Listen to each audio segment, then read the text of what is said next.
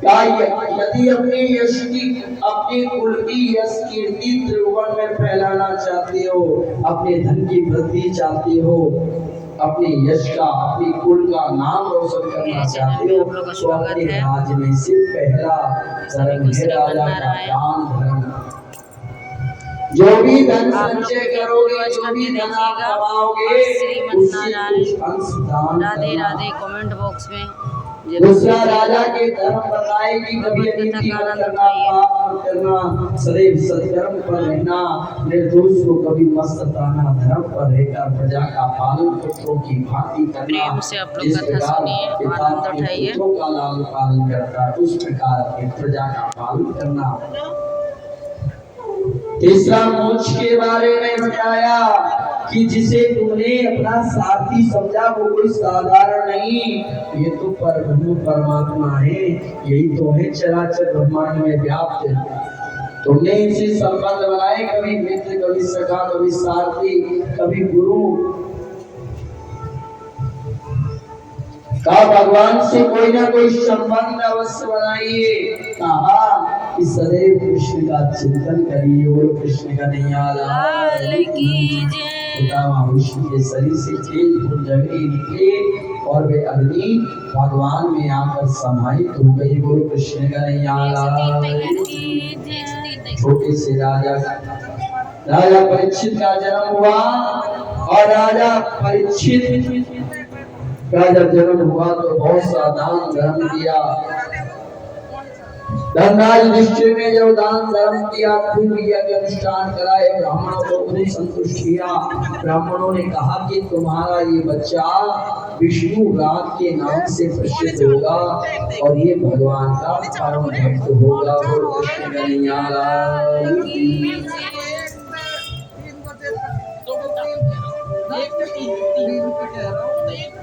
बोले कृष्ण कन्हैया। अभी कथा 20 मिनट और चलेगी। आज कथा 4 बजे तक चलेगी। आज कथा लेट शुरू हुई, 1 बजे से होगी, आज कल से 12 बजे शुरू होगी। श्री कृष्ण गोविंद हरे मुरारी,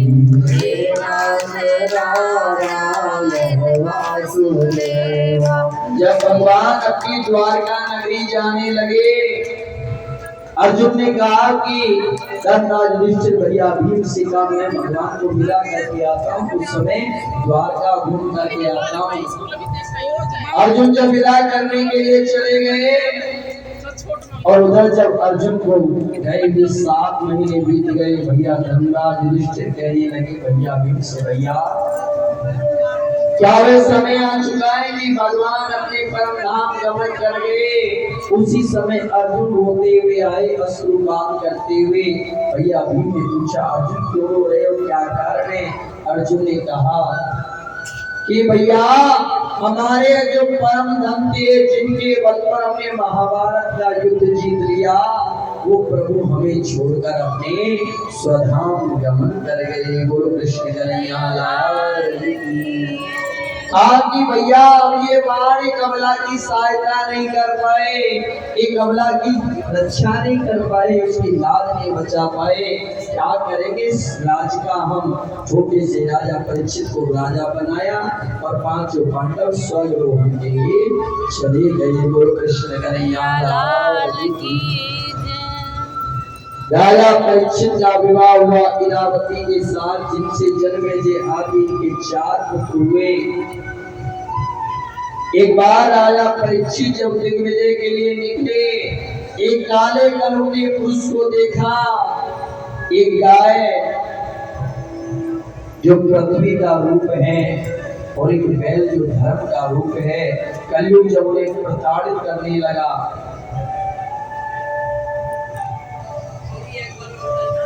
गुरु कृष्ण कन्हैया।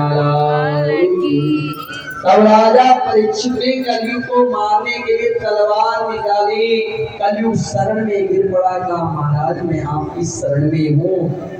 भगवान की बनाई हुई सृष्टि में 4 युग, सतयुग, त्रेता, द्वापर और कलयुग का मेरा समय है। ये भगवान की बनाई हुई सृष्टि है। कहा महाराज यदि आप मुझे मार दोगे तो भगवान की बनाई हुई सृष्टि कैसे चलेगी। मैं आपकी शरण में हूँ, मुझे मत मारिए, मुझे भी रहने के लिए स्थान दीजिए। अब राजा परीक्षित ने कलयुग को रहने के लिए 4 स्थान दिए। बोलो कृष्ण कन्हैया लाल की। कलयुग जहाँ पर जुआ खेला जाएगा वहाँ तुम्हारा वास होगा, यहाँ मंत्रालय होगा जहाँ मदिरा का पान होगा, यहाँ वैश्यालय होगा जहाँ वध स्थल होगा, और जहाँ वध स्थल होगा। जब 4 स्थान दिए राजा परीक्षित ने कलयुग को, कलयुग ने कहा महाराज मुझे 1 स्थान और दे दीजिए, मेरा परिवार बड़ा है, मुझे 1 स्थान और चाहिए महाराज। राजा परीक्षित ने कहा कलयुग मांगो तुम्हें कौन सा स्थान चाहिए। कहा प्रभु जो अनीति से कमाए हुआ धन हो, जो किसी को सता करके धन कमाए, जो किसी को प्रताड़ित करे, जो पाप की कमाई से स्वर्ण बनाए और जो पाप से धन कमाए, उस धन में मैं निवास करूंगा। पाप की कमाई से बनाए हुए स्वर्ण के अंदर मेरा स्थान हो, और कर्मचारी तरीके से पाप की कमाई से धन जो जीव संचय करे उसमें मैं निवास करूंगा। 5वां स्थान दे दीजिए। कलयुग को राजा परीक्षित ने 5वां स्थान दिया। बोलो कृष्ण कन्हैया लाल की जय। और राजा परीक्षित एक धर्मात्मा पुण्यात्मा राजा पर कहते प्रारब्ध भी साथ चलता है पिछले जन्म का। अब तो हम अच्छे प्रारब्ध में जो पूरे कर्म किए वो भी जीव के साथ आ जाते हैं। इस प्रकार धर्म उसी प्रकार अधर्म पाप भी साथ चलता है, जीव के प्रारब्ध साथ चलता है। वो कृष्ण कन्हैया लाल की जय। राजा परीक्षित एक धर्मात्मा पुण्यात्मा राजा थे। अपने महल में देखा सुंदर सुंदर मुकुट दिखाई दिए तो जरासंध का मुकुट देखा और वह मुकुट अपने सर पर धारण कर लिया। बोलो कृष्ण कन्हैया लाल की। जरासंध एक पापी दुष्ट प्रवृत्ति का व्यक्ति मुकुट धारण कर लिया।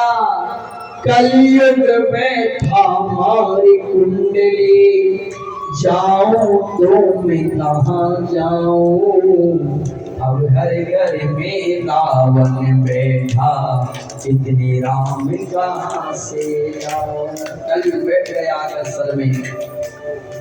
ये मनुष्य की बुद्धि में कलयुग निवास कर जाए, कब कर जाए, जब आप किसी की अनिति के कमाए हुए धन से अन्न खा लो। किसी का बिना मन के खवा दिया, किसी ने जबरदस्ती खाओ खाओ खा लिया, कलयुग बुद्धि खराब हो जाएगी।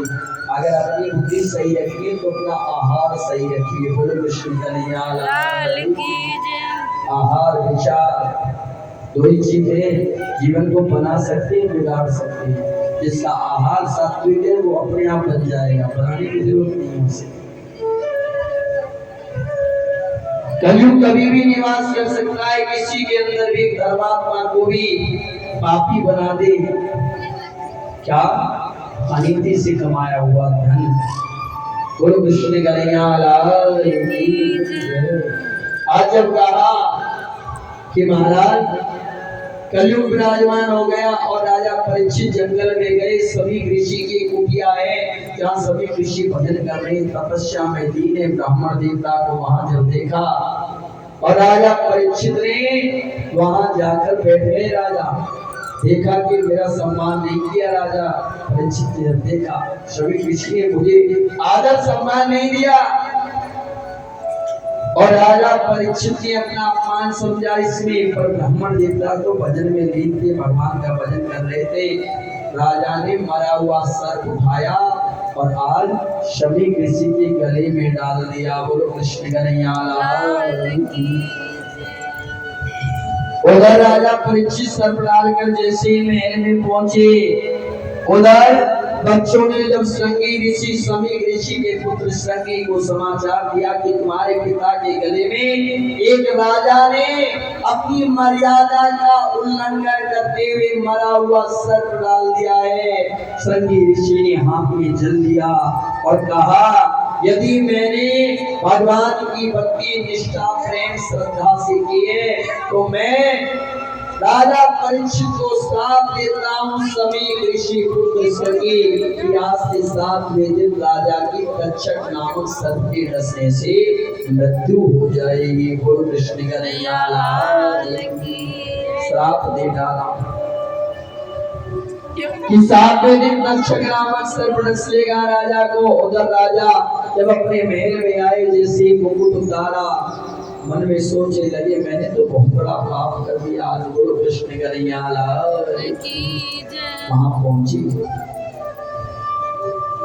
उधर सभी ऋषि को पता चला कहा पुत्र तुमने ये क्या किया। जिन राजा परीक्षित के राज में निर्भय होकर यह अनुष्ठान करते हैं ऐसे धर्मात्मा पुण्यात्मा राजा को तुमने श्राप दे दिया। आज शिष्यों को भेजा कहा जाओ राजा परीक्षित से कह दो कि राजा के पास 7 दिन बचे हैं अपनी मुक्ति के लिए कोई यत्न करे। गुरु कृष्ण कन्हैया लाल राजा को समाचार मिला। राजा ने अपनी राजसूय वस्त्रों को त्याग दिया सन्यासियों के वस्त्र धारण कर लिए जंगल में चले गए और संतों से पूछा कि महाराज जिसकी मृत्यु निकट हो जिसके पास 7 दिन रह गए उसे क्या करना चाहिए। गुरु कृष्ण कन्हैया लाल की मुक्ति का कोई तो यत्न करे मुक्ति का कोई तो यत्न करे रोज थोड़ा थोड़ा रोज थोड़ा थोड़ा हरि नाम भजन करे रोज थोड़ा थोड़ा हरि नाम भजन करे।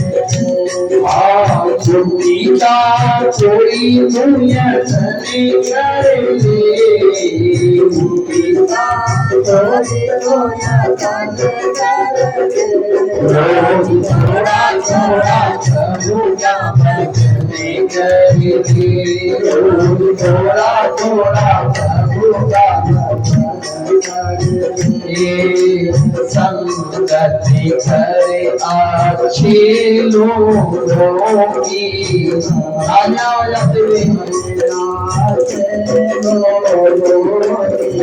हवा मिल जाएगी सभी लोगों की हवा मिल जाएगी सभी लोगों की आत्मा के साथ साथ मन करे आत्मा के साथ साथ मन करे रोज थोड़ा थोड़ा प्रभु का भजन करिए रोज थोड़ा थोड़ा प्रभु का भजन करिए।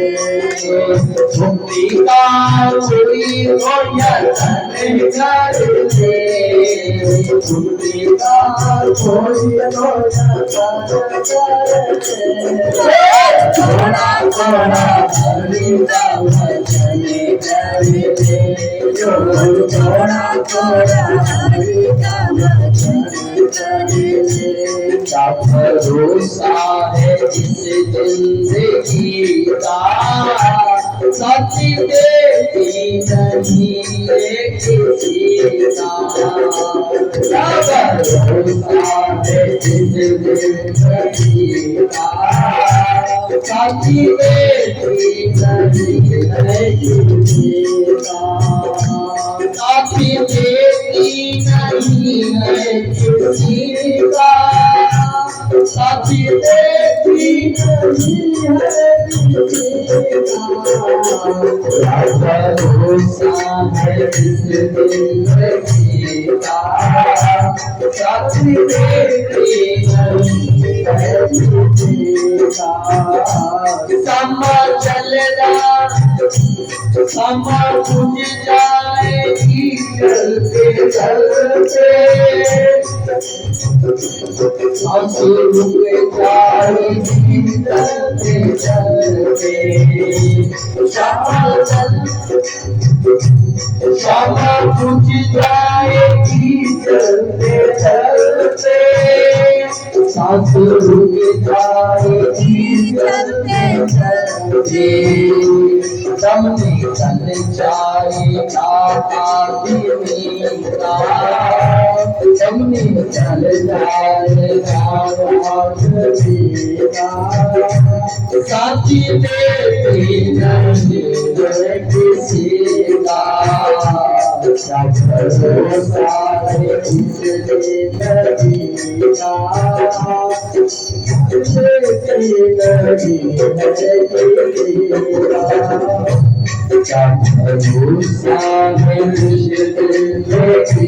का भरोसा है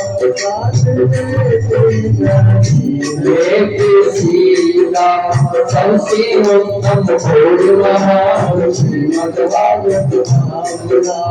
करता जन जन का कल्याण सर्वे लोका देये साथ जीवन भागवत महापुराण कृष्ण कन्हैया सुखदेव सूत जी महाराज कहते हैं सौनक आदि ऋषियों में तुम्हें सुखदेव जी महाराज के जन्म की कथा सुनाता हूँ कि राजा परीक्षित को श्राप लगा। अब सुखदेव जी महाराज का जन्म कैसे हुआ वे मंगलमय कथा सुनिए। बोलो कृष्ण कन्हैया लाल की जय। सूजी महाराज कहते हैं सौनक आदि ऋषियों एक बार नारद जी महाराज कैलाश पर्वत पर पधारे और मैया सी के चरणों में प्रणाम करती हुई कहा मैया भोले बाबा त्रिपुरारी का है। मैया ने कहा नारद जी कहीं होंगे ध्यान में मग्न होंगे बैठे होंगे प्रभु कहीं ध्यान मग्न हो जाते हैं तो कहिए कि कैसे आना हुआ। कहा मैया प्रभु के दर्शन की अभिलाषा लेकर आए थे दर्शन करने आए दर्शन करके जाएंगे शाम के दरबार से झोली। मैया हम तो प्रभु के दर्शन करने आए थे पर मैया छोड़िए प्रभु तो नहीं बिजी होंगे व्यस्त होंगे हमने आपके दर्शन कर लिए। भैया एक बात पूछे। भैया ने कहा पूछे नारद जी। कहा मैया एक बात बताओ। बोले बाबा सब कुछ बताते हैं आपको। कहा हाँ नारद जी हमारे स्वामी कुछ नहीं छुपाते। कहा भैया एक बात बताइए बोले बाबा के गले में जो मुंडों की माला है वो माला किसकी है भैया। बोलो कृष्ण कन्हैया लाल की जय। भैया विचार करने लगी। भोले बाबा ने सब कुछ बताया और उस मुंडों की माला के बारे में आज तक नहीं बताया। कहा भैया आप तो कहती हो कि भोले बाबा सब कुछ बताते हैं और ऐसा कहकर नारद जी महाराज चलिए। भोले बाबा जब कैलाश पर्वत आए मां को देख करके समझ गए कि जरूर कोई ना कोई अवश्य आया था। पूछा देवी कोई आया था क्या। भैया ने कहा स्वामी नारद जी आए थे। भोले बाबा समझ गए जरूर कुछ ना कुछ कर गए। अब नारद जी आज कहा कि देवी क्या बात है बड़े उदासों चेहरे पर उदासी क्या बात है। कहा स्वामी आप तो झूठ बोलते हो। आप कहते हो कि आप कुछ नहीं छुपाते आप तो बहुत कुछ छुपाते हो। क्या क्या हुआ। कहा स्वामी आपके गले में जो गुंडों की माला है किसकी है ये बताओ। कहा देवी हमारा आपकी है। आप हर जन्म में मरती हो मैं मरता नहीं। मैया कहने लगी कि स्वामी ऐसा आपने क्या पान कर रखा है जो आपने मरते मैं मर जाती हूँ। भोले बाबा कहते हैं देवी मैंने अमर का भाषण रखी है। गुरु कृष्ण कन्हैया लाल की। भोले बाबा के से मैया कहने लगी स्वामी मुझे भी अमर कथा सुनाओ मैं भी अमर कथा सुनूंगी। बोलो कृष्ण कन्हैया लाल की। भोले बाबा चल दिए नंदी को छोड़ा कार्तिकेय जी को गणेश जी को समस्त प्रकार को छोड़ दिए। भोले बाबा एक गुफा में जाकर वृक्षरम का आसन लगाया डमरू बजाया सब जीव उस गुफा में से बाहर चले गए। एक अंडा तोते का एक अंडा पड़ा उसमें जीव है। कथा शुरू हुई जैसे 10वें स्कंद का कथा चली अंडे में से जीव निकल आया और मैया को नींद आ गई। बोलो कृष्ण कन्हैया लाल की। और वे तोता हुंकारा देने लगा। मैया के नेत्र खुले। आज स्वामी आगे क्या हुआ भोले बाबा कहते हैं देवी कथा कौन सुन रहा था, हुंकारा कौन दे रहा था। देखा तो तोता, भोले बाबा ने त्रिशूल उठाया, उससे मारना चाहा, तोता उड़ पड़ा। बोलो कृष्ण कन्हैया लाल की जय। आज्ञा वाला भी पुकारिए। गिरवर पर शिव शंकर बोले गिर जाके बरसा। गिरवर पर शिव शंकर बोले गिर जाके बरसा। सुना रहे थे कुमार अमर कथा का सार कुमार को बन गए सोता। गिरा दे रहे सोता कुमार को बन गए सोता। माथु पर गए सूता रुकना धीर सूता। माथु पर गए सूता रुकना धीर सूता।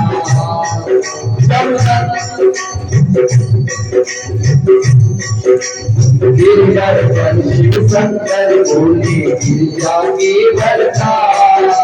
गिरधर पर शिव शंकर बोले गिर जाके बरसा।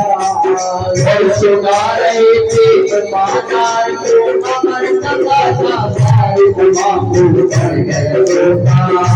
रुकना धीर सोता कुमार को बन गए सोता। रुकना धीर सोता। और जो दशरथ कृष्ण कथा चली मान हो गई, सोता उतारा देने लगा। बोले बाबा नेत्र खुले और जैसे त्रिशूल उठाया सोता भागा। जब सोता उड़ने लगो है शिव ने त्रिशूल उठायो। जब सोता उड़ने लगो है शिव ने त्रिशूल उठायो। मुझ के द्वारा सोता पटुआ के गर्भ समायो। मुख के द्वारा सोता पटुआ के गर्भ समायो। गर्भ के अंदर गयो ये सोता, गर्भ के अंदर गयो ये सोता। पूरे बाल साल माथो पर गए सोता।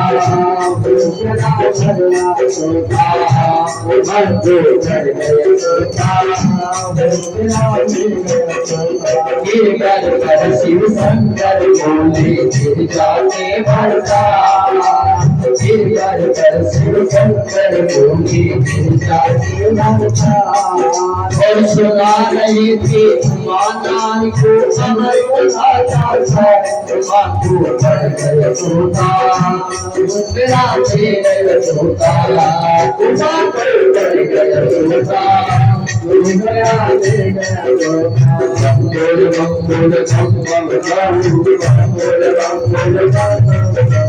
मंगल मंगल मंगल मंगल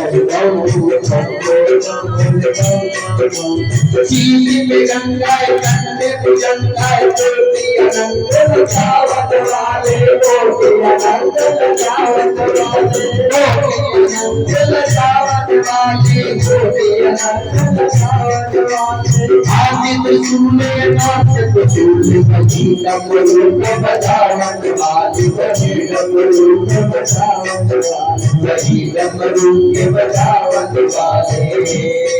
नग चाल चोगते हैं कट में और भक्ति की लाश बचावत वाले। अर्ज की लाश बचावत वाले। अर्ज की लाश बचावत वाले। अंदर में महिमा है पारी जानी बड़े बड़े बोल वाले। जानी बड़े बोल वाले। जानी बड़े बोल वाले। तमाको पड़ गए सोता।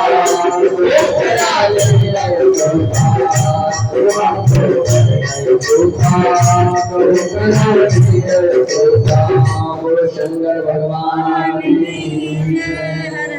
आज तो वेद व्यास जी की धर्मपत्नी वटुका तोता उड़ता हुआ वेद व्यास जी महाराज की कुटिया में आ गया। भोले बाबा त्रिशूल लेकर भाग रहे हैं और धर्मपत्नी वटुका ने जैसे ही जमाई ने मुंह खोला, मुंह के द्वारा तोता गर्भ में चला गया। वो शंकर भगवान की बोले बाबा बाहर खड़े त्रिशूल लेकर कह रहे बाहर निकल, मैं तुझे मारूंगा, जिंदा नहीं छोड़ूंगा। वेद व्यास जी महाराज ने चरणों में प्रणाम किया, कहा भोलेनाथ प्रभु इस दास का नमन स्वीकारो, प्रभु क्या आज्ञा है, जिससे मारोगे? काय तोता जो तुम्हारी धर्मपत्नी के मुख के द्वारा गर्भ में चला गया है, मैं उसे मारूंगा। पूछा प्रभु क्यों मारोगे उसे, क्या अपराध किया उसने?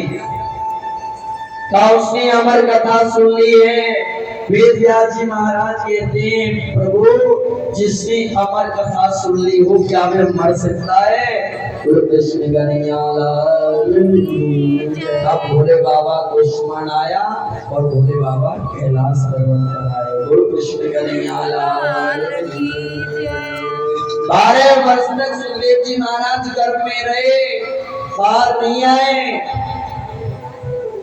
वेद व्यास जी महाराज कहते पुत्र बाहर आओ, कहा नहीं आऊंगा। वह कहा क्यों?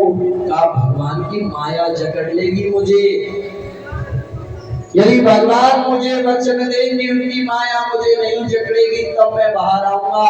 तब भगवान ने वचन दिया। 12 वर्ष की अवस्था में गर्भ से निकलते ही जंगल की तरफ चल दिए। नगर अवस्था में आज जब देखा गोपियां सरोवर में स्नान कर रही हैं, वेद व्यास जी ने पीछा किया, पुत्र रुको रुको रुको, नहीं रुके, जंगल में चले गए। लताओं पनाओं से आवाज आई कि कौन किसका पुत्र कौन पिता, ये माया नहीं व्यापेगी सुखदेव जी महाराज को, माया से परे है। गोपियों ने अपने वस्त्र लिए, गोपियों से कहा मेरा जवान पुत्र भी गया तब तुमने वस्त्र नहीं दिए। कहा महाराज उसकी दृष्टि में स्त्री पुरुष का कोई भाव नहीं है, वो तो इस माया से परे हैं। और कृष्ण कन्हैया वेद व्यास जी महाराज अपने घर आए। 18,000 जब श्लोक लेकर तैयार हुए, देखा इन श्लोकों का गायन समाज में कौन कर सकता है? निस्वार्थ, जिसका अपना यदि कोई स्वार्थ नहीं हो, जिसके अंदर स्वार्थ आ गया वह तो व्यापार बना देगा। तब वेद व्यास जी महाराज ने सुखदेव जी महाराज को बुलाने के लिए शिष्यों को मंत्र दिए। शिष्यों ने जंगल में जाकर मंत्रों का गायन किया। सुखदेव जी महाराज ने पूछा ये तो मेरे पूर्ण पर ब्रह्म परमात्मा के दिव्य मंगल श्लोक तुम्हें कहाँ से मिले? तब कहा कि हमारे गुरुदेव के पास ऐसे 18,000 श्लोक हैं। जब नाम पता चला का वो तो हमारे पिता है और पिता की संपत्ति पर पुत्र का पूर्ण अधिकार है। तब आकर के जब व्यास जी महाराज के पास सुखदेव जी महाराज आए, व्यास जी महाराज ने आज कथा सुखदेव जी महाराज को प्रदान की। गुरु कृष्ण कन्हैया आगे की कथा आप सभी कल्पना करेंगे। गुरु कृष्ण कन्हैया करने वाला कन्हैया और कराने वाला भी, सभी खड़े हो जाएंगे, प्रभु के मंगल में आरती करेंगे।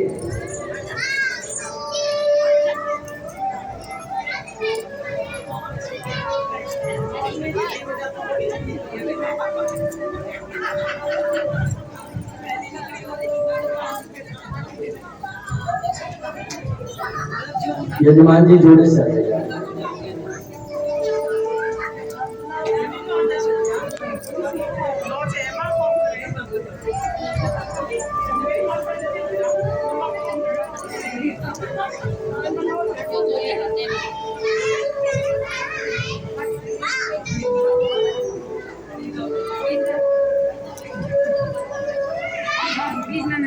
आजा लाडो, इधर आजा बेटा, आजा आजा आजा लाडो, आजा बेटा, इधर आजा लालो, आजा बेटा, आजा नहीं इधर जा।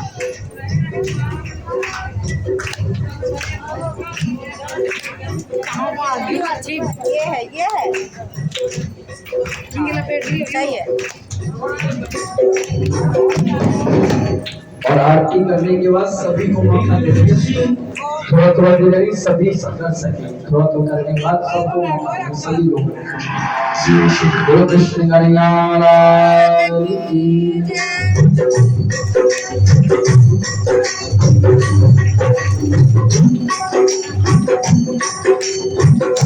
आरती कुंज बिहारी की गिरधर कृष्ण मुरारी की आरती कुंज बिहारी की गिरधर कृष्ण मुरारी गले में जलती माला बजाती फूल मधुर माला रवन में गुलकल चल गाना नंद के आनंद नजराना गगन सब अंगिका दिखाई राधिका चमक रही रानी लगन में धागे मन मारी रवन की अलग कस्तूरी लग चंद्र सी झलक लगती जब श्यामा प्यारी केस गिरधर कृष्ण मुरारी आरती कुंज बिहारी केस गिरधर कृष्ण मुरारी आरती मात बिहारी केस गिरधर कृष्ण मुरारी कनक में फोड़ मुकुट बिलशी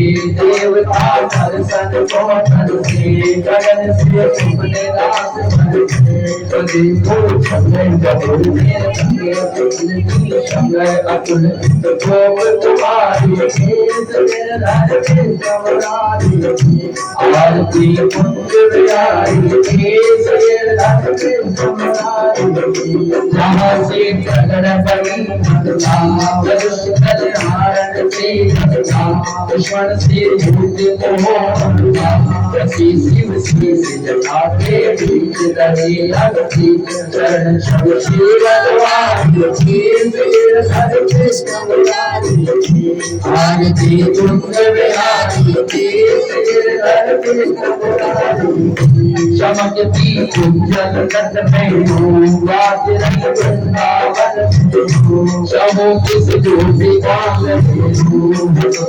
बंदे चांद जगत भव बंदे तेर सुखीत विकारी गिरधर कृष्ण मुरारी आरती कुंज बिहारी गिरधर कृष्ण मुरारी आरती मात बिहारी गिरधर कृष्ण मुरारी तबोर गौरव प्रणाम दारम सदार सारम मुद्रितराम सदा वसुंधव सुधारि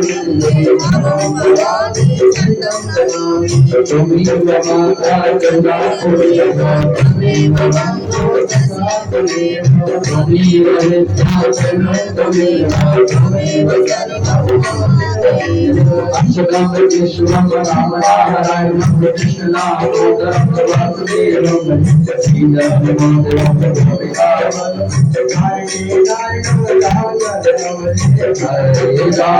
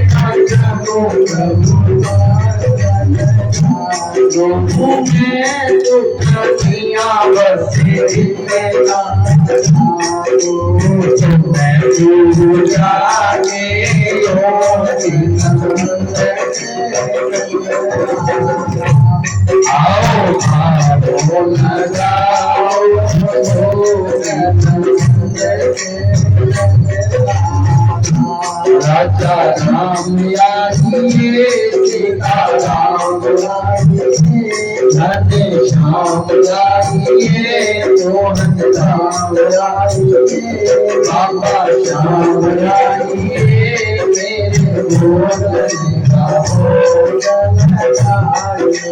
हाथ जोड़ लेंगे सभी प्रणाम कर लेंगे। कुछ किया न